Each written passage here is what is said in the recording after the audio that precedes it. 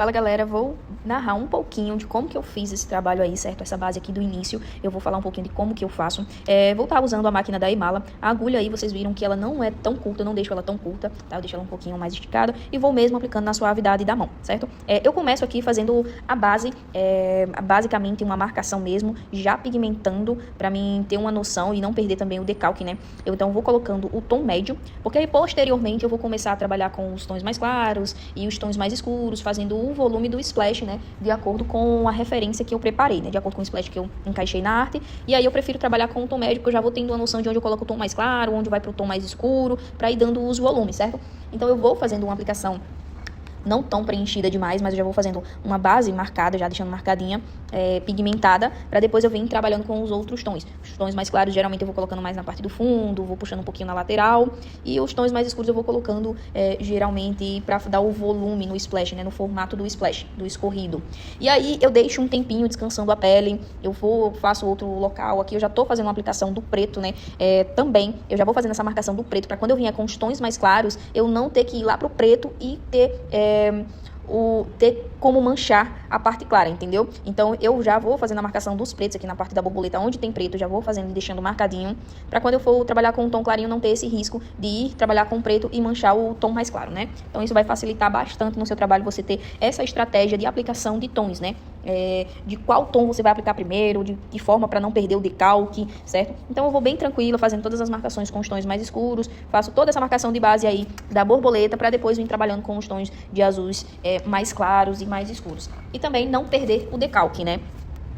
Eu até consigo fazer toda essa base de azul que está embaixo e depois de trabalhar com os tons preto e não sujar a minha base de azul, mas aí eu preferi fazer logo toda essa marcação, não perder decalque e os formatos de blocagens em preto onde eu deveria marcar e deixar blocado, certo? Então eu fiz essa opção para justamente não perder o decalque. Mas o ideal é o quê? Você ir trabalhando com os tons mais escuros, para posteriormente você vir com um tom mais claro e não ter o risco de estar manchando aquele tom aguado, aquele tom clarinho que você vai estar aplicando no seu projeto, certo? Então aí eu já vou deixando já pronto toda a marcação, deixando os volumes, onde tem um preenchimento de preto, eu já vou deixando preparado nessa parte de baixo da borboleta, pra depois eu vir com o azul ali, fazendo o aguado, o splash. E nesse meio período aí que eu tô fazendo o preto, a pele lá de onde eu apliquei o azul, ela vai descansando, e aí eu vou vendo como é que vai, como que a pele da minha cliente vai absorvendo a questão da pigmentação do azul mais diluído, né? Então eu já vou tendo uma noção de como é que vai recebendo na pele dela, se a diluição tá legal ou não, certo?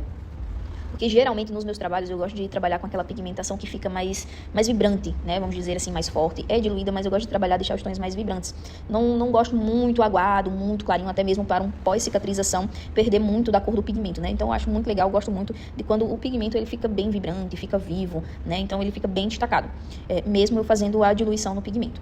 E aí eu já venho continuando aí com o tom médio, fazendo as aplicações de uma forma que posteriormente eu venho com os tons mais escuros, como está aí, ó, e vou começando a fazer a marcação do volume dos splashes, deixando mais escorrido, puxando alguns traços, escorrendo mais o pigmento, né, para dar aquele efeito realmente de tinta escorrida. E aí eu já venho aplicando o tom mais escuro.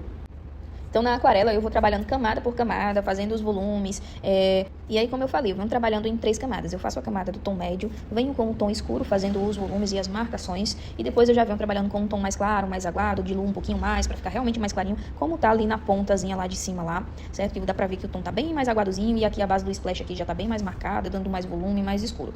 E aí, eu vou fazendo também esse lance de colocar uma cor, um tom sobre tom, né? Aqui eu venho trabalhando já o tom de roxo e aí eu vou espalhando ele realmente por cima do azul lá, para dar aquela ideia de degradê, de que um tom está sujando o outro, que o tom está por cima do outro mesmo, certo? Então eu vou trabalhando nessa paleta aí, nessa base de cores do azul, do lilás, do pink. Eu gosto muito de trabalhar e tá sobrepondo um tom sobre o outro, né?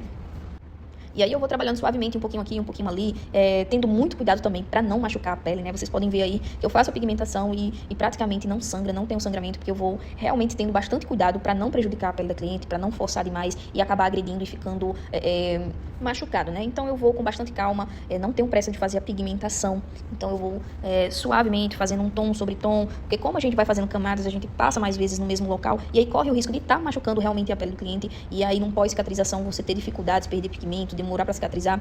Então, vai com calma, vê a altura da agulha que você se adaptou para estar fazendo essa pigmentação e evitar de machucar o máximo possível, né? Agredir a pele do cliente, tá? Então, é basicamente assim que eu vou fazendo essa ideia de splash, né? Vou trabalhando camada por camada até que fique de acordo com o volume que eu quero, né? Com o aspecto que eu quero deixar de aguado, de escorrido. Se você gostou desse vídeo, segue o nosso Instagram para mais dicas sobre aquarela.